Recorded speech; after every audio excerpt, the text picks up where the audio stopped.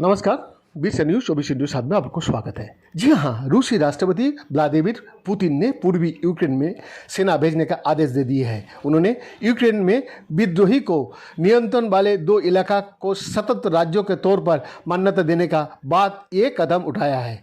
रूसी राष्ट्रपति का कहना है कि उनकी सेना वहाँ शांति बनाए रखने के लिए जा रही है। अमेरिका ने इसे बकवास बताया है। इसके बाद अब तस्वीरों में जो आ रहा है वो है कि रूसी सेना यूक्रेन का इन 2 इलाका की और ज़्यादा से बढ़ गया है। रूस ने पिछले कई महीनों से यूक्रेन की सीमा पर लगभग 2 लाख सेना कर्मियों को तैनात कर रखा था।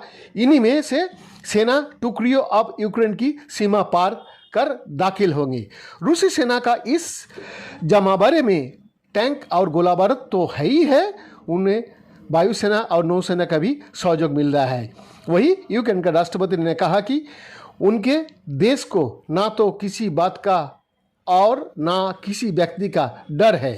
ऐसा अनुमान है कि यूक्रेन और उसके आसपास रूसी सैनिकों की संख्या हाल का सप्ताह में 1 लाख से 1,90,000 का बीच हो सकता है। पिछले शुक्रवार को अमेरिका ने कहा था कि यूक्रेन और उसके आसपास रूस ने 1,69,000 से 1,90,000 का बीच सैनिक तैनात कर रखा है।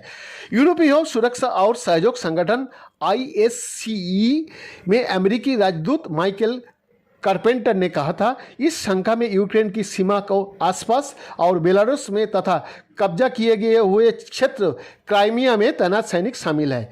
इनके अलावा इस शंका में इन इलाकों में रूसी सुरक्षा गार्ड और अन्य घरेलू सुरक्षाकर्मी भी शामिल है। साथ ही पूर्वी यूक्रेन में रूस की अगुवाई वाली सेनाओं भी इस शंका में शामिल है। वही इससे पहले ब्रिटेन का रक्षा मंत्री बेन बैलेंस ने कहा था कि रूसी थल सेना का 60% सैनिक रूस और बेलारूस का सीमा के पास जुटे हुए हैं।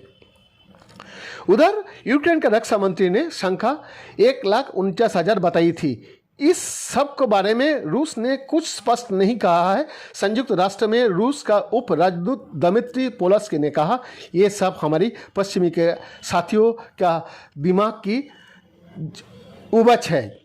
पिछले सप्ताह रूस का रक्षा मंत्रालय ने कहा था कि उनके दक्षिण और पश्चिम के जिला के कुछ सेना टुकड़ियों ने अपना अभ्यास खत्म कर लिया है और वो अपने स्थायी ठिकाना पर लौट रहा है।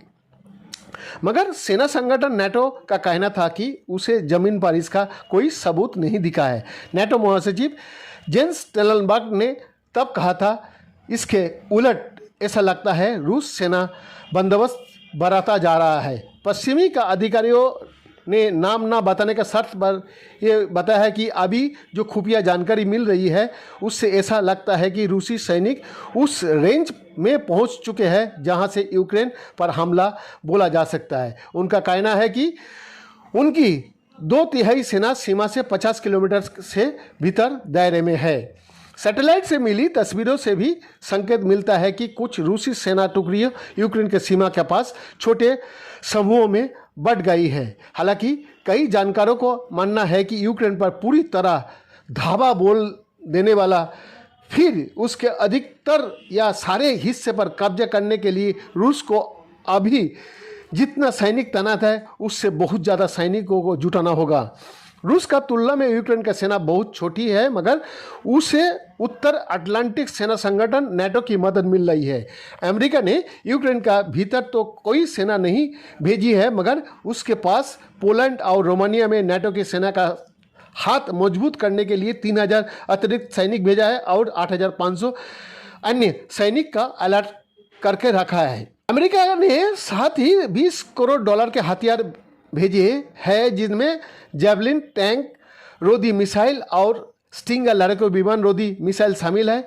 उसने साथ ही नाटो का सदस्य देशों को अमेरिका में बने हथियार यूक्रेन को देने की भी अनुमति दे दी है। वही ब्रिटेन ने यूक्रेन को 2,000 कम दूरी का टैंक रोधी मिसाइल दिया है। 350 और सैनिक को पोलैंड ने भी भेजा और एस्टोनिया ने भी 900 अतिरिक्त सैनिकों को भेजकर अपनी सेना क्षमता दुगुना कर दिया है। ब्रिटेन ने अपने और लड़ाकू विमानों का दक्षिण यूरोप भेजा है और एक नौसैनिक जहाज को भी नाटो के अन्य लड़ाकू जहाज़ों के साथ भूमध्य सागर की निगरानी के लिए भेज दिया गया है। उसने साथ ही अपना 1000 सैनिक को अलर्ट कर दिया है ताकि हमला होने की सूरत में वो यूक्रेन में किसी मानवीय संकट का समय मदद कर सके। डेनमार्क, स्पेन, फ्रांस और नीदरलैंड्स ने भी अपनी लड़ाकू विमानों और जहाज़ों को पूर्वी यूरोप और पूर्वी भूमध्य सागर में रवाना कर दिया है। और उधर फ्रांस के भी योजना है कि वो रोमानिया में नाटो की सेना की अगुवाई कर और अपने सैनिक बल वहां भेजे, मगर नाटो का कहना है कि इसकी पूरी योजना का अंतिम रूप देने में कोई सप्ताह लग जाएगा। बैद्यनाथ दास का रिपोर्ट, बीट न्यूज़ 24 न्यूज़।